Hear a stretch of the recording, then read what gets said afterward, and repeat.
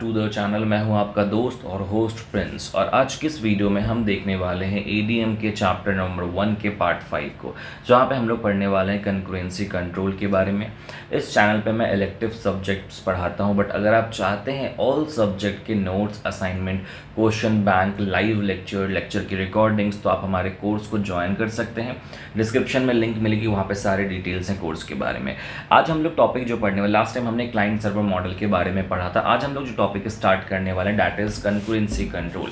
ये नोट्स मैंने ऑलरेडी अपने ऐप पे डाल दिया, डिस्क्रिप्शन में एप्लीकेशन की लिंक मिलेगी, वहाँ पे जाके आपको फ्री मटेरियल सेक्शन में जाना है, वहाँ पे हमारा नोट्स आपको मिल जाएगा।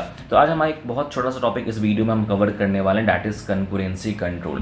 कंकरेंसी कंट्रोल एग्जैक्टली क्या होता है, अब हम उसको कंट्रोल कैसे करते हैं, और सबसे पहले हम ये जानेंगे कि इसके बहुत सारे कॉन्सेप्ट्स के बारे में। सो कंकरेंसी कंट्रोल एग्जैक्टली क्या होता है। So concurrency control in advance database management systems ensures that multiple transactions can occur simultaneously without leading to data inconsistency। जैसे कंकरेंट का मतलब होता है कि एक साथ बहुत सारी चीज़ें होना। सो कंकरेंसी कंट्रोल का मतलब ये होता है कि जब एक साथ बहुत सारा डेटा या बहुत सारा ट्रांजेक्शन्स एक साथ अगर हो रहा है, तो हम उसको किस तरीके से मैनेज करें बिना डेटा इनकंसिस्टेंट हुए, मतलब डेटा को बिना इनकंसिस्टेंट किए हुए। डेटा इनकंसिस्टेंसी के बहुत सारे मायने हो सकते हैं, जैसे नॉइजी डेटा हो सकता है, डेटा लॉस्ट हो सकता है, डेटा का मैनिपुलेशन हो सकता है। सो बेसिकली कंकरेंसी कंट्रोल में हम अपने डेटा को मैनेज करते हैं, डेटा को हैंडल करते हैं जब एक साथ बहुत सारे ट्रांजेक्शन होते हैं। तो it is crucial in environments where many users are accessing and modifying the database same time। जब एक साथ बहुत सारे यूजर्स डेटा को मॉडिफाई कर रहे हैं, लाइक डेटाबेस में मैनिपुलेशन कर रहे हैं, उस दौरान हमें इस बात का ध्यान रखना पड़ता है कंकरेंसी कंट्रोल का, राइट। कंकरेंसी कंट्रोल के बहुत सारे प्रॉब्लम्स भी, कंकरेंसी के एक्चुअली बहुत सारे प्रॉब्लम है, जैसे लॉस्ट अपडेट्स। कई बार ऐसा होता है जब हम दो या दो से ज़्यादा ट्रांजेक्शन्स को एक साथ करते हैं, तो कई बार अपडेट जो होता है वो लॉस्ट, मतलब अपडेट नहीं हो पाता सही से। Temporary inconsistency, when a transaction reads a data that is being modified by another transaction which may eventually roll back leading to inconsistency। इससे भी inconsistency होती है जब कोई ट्रांजेक्शन किसी दूसरे ट्रांजेक्शन की वजह से मॉडिफाई हो जाता है। एक और होता है uncommitted dependency, where a transaction reads data from another transaction that has not yet committed, and if the second transaction is rolled back then the first transactions must also roll back। Inconsistent analysis, कई बार हम analysis को भी या reading को भी सही तरीके से नहीं कर पाते, वहाँ पे भी हमें कई बार रिजल्ट डिफरेंट मिलते हैं, डैट इज़ इनकन्सिस्टेंट एनालिसिस। सो ये सारे कंकरेंसी के प्रॉब्लम्स होते हैं। अब ये प्रॉब्लम्स को समझने के बाद हमें एक बहुत इंपॉर्टेंट चीज़ समझनी पड़ती है, डैट इज़ कि हम कंकरेंसी को कंट्रोल कैसे करते हैं। इसके ऊपर पूरा टॉपिक आता है एग्जाम में कि आप कंकरेंसी को कंट्रोल करने के डिफरेंट टेक्निक्स को बताइए।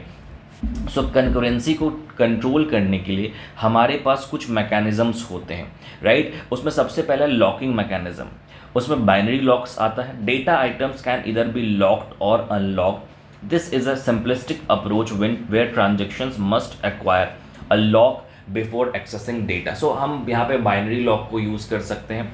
शेयर्ड एंड एक्सक्लूसिव लॉक्स होते हैं, allows multiple transactions to read data simultaneously. Shared lock में but only one transaction can write, मतलब मल्टीपल ट्रांजेक्शन्स डेटा को रीड कर पाएगा, बट यहाँ पे केवल एक ट्रांजेक्शन जो है वो राइट कर पाएगा। इसको हम लोग shared lock and exclusive lock कहते हैं, राइट। तो यहाँ पे डिफरेंट टेक्निक हमारे पास, जैसे आपने देखा लॉकिंग मैकेनिज्म में, इसमें अलग होता है two phase locking. Two phase locking मतलब transactions must lock all the data they need before starting to release any locks, ensuring serial availability, right। जैसे सीरियलाइजेशन एक टर्म होता है डेटाबेस में, the two phases are growing phase and shrinking phase, ठीक है। सो हम इसके बारे में डिटेल में आगे पढ़ने वाले हैं कि हम टू लॉक फेज को किस तरीके से ऑपरेट करते हैं, किस तरीके से परफॉर्म करते हैं, बिकॉज आपके ऊपर पूरा लॉकिंग बेस्ड प्रोटोकॉल में मैं आपको यहाँ पे डिटेल में टू फेज लॉकिंग प्रोटोकॉल पढ़ाने वाला हूँ, इसलिए मैं यहाँ पे शॉर्ट में मैंने यहाँ पे दिया है, ठीक है। इसके बाद टाइम स्टैम्प ऑर्डरिंग है। Each transaction is assigned a unique time stamp. Transactions are executed in a way that respects the order of these time stamps, ठीक है।